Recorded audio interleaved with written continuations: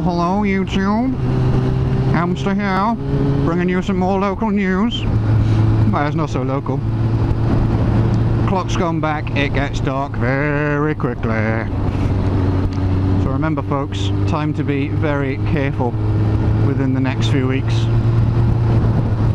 You'll find more crap on the road, your tyres will be colder, the road will be colder, people won't be paying as much attention, darker, people can't see you. All time a more dangerous time.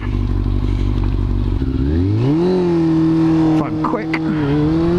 Oh no! They've changed the timing of the lights, you bastards! Oh well. We're on a more bright note. I'm leaving work early. Woohoo! I've got to go and get passport application forms.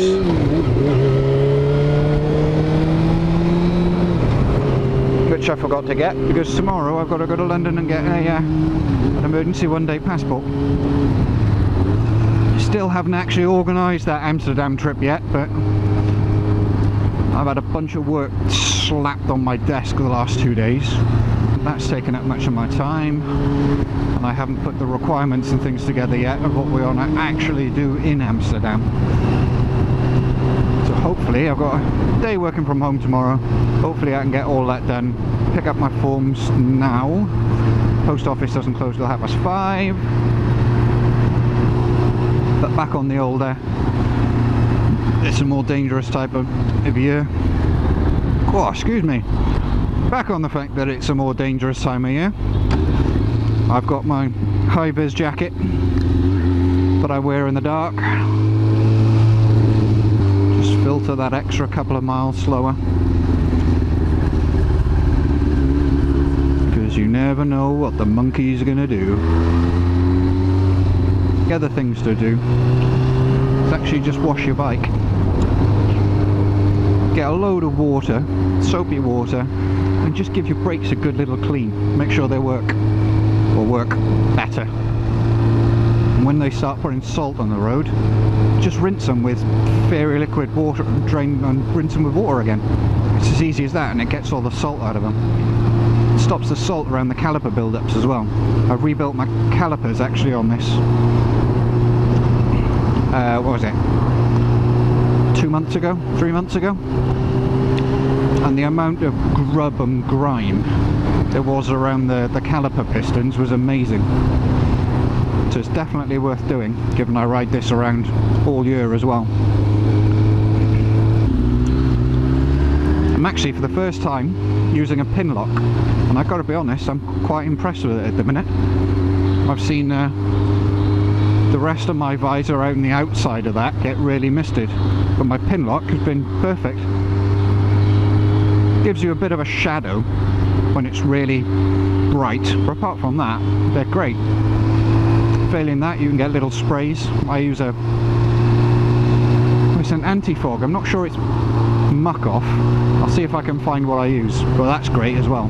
It's in a little gold bottle. I'm not quite sure it is muck off. But that's like £9. And you only need one spray, and it lasts about a week. That's really good stuff. Where is the post office? I can never remember. Pull in here. And then I've done the cheeky before and just parked on there, which is what I intend doing again. Just go get this for shizzle. Oh, that's a top shelf of Christmas food if ever I've seen it. Hiya. Have you got any passport application forms? Just the one, please. Thank you. Oh, that was quick. Sorted. Really wasn't expecting that to be so quick and painless. It's not like anything run by a government or privately owned or wherever the fuck it is now. Back to Guns N' Roses. Judging. Here's another top tip, people. Get as far out as you can.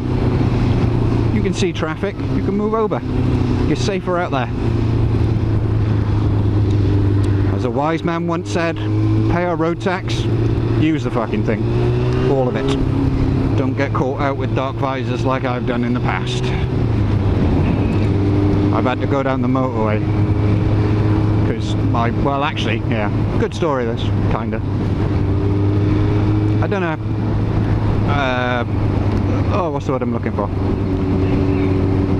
I painted my bike. I spray painted it. Done it myself. And about, I don't know, 2 weeks after, I rode my bike to Wales. And about halfway on the M3, my bike completely conked out. Just wouldn't start.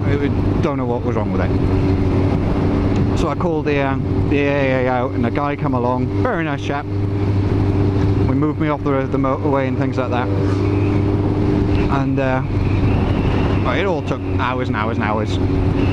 But it turned out that where I'd put my fuel tank back on, I was trapping the fuel line, so fuel wasn't getting through. And he noticed it as he was putting my tank back down. That's all it was. Thankfully.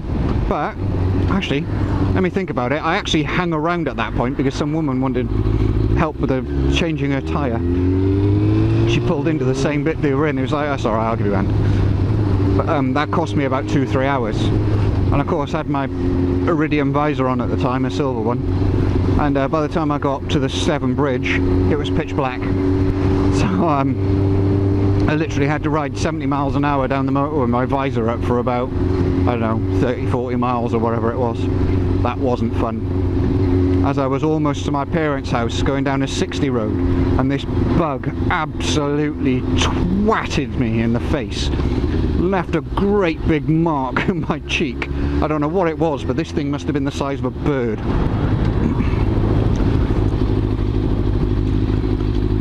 So there you go, folks. There's a reason to get rid of your dark visors. But given I'm close to home now, I'm going to sign off per Hamster's public safety announcement for bikers, and I'll catch you hopefully on the weekend. Laters, dudes and dudettes. And that goes for all you punks in the press that want to start shit by printing lies about the things we said. That means you, anti-session hit parader, Birkirk's magazine, Mick Wall of Kerrang! Junior, spin while you pissed off because your dad gets more pussy than you. Fuck you. Suck my fucking dick. I've been ripping off the fucking kids when they've been paying their hard-earned money, dreaming about the bands they want to know about, printing lies and starting a controversy. You want to antagonize me? Antagonize me, motherfucker. Get in the ring, motherfucker, and I'll kick your bitchy little ass, punk. Oh, the classics never die.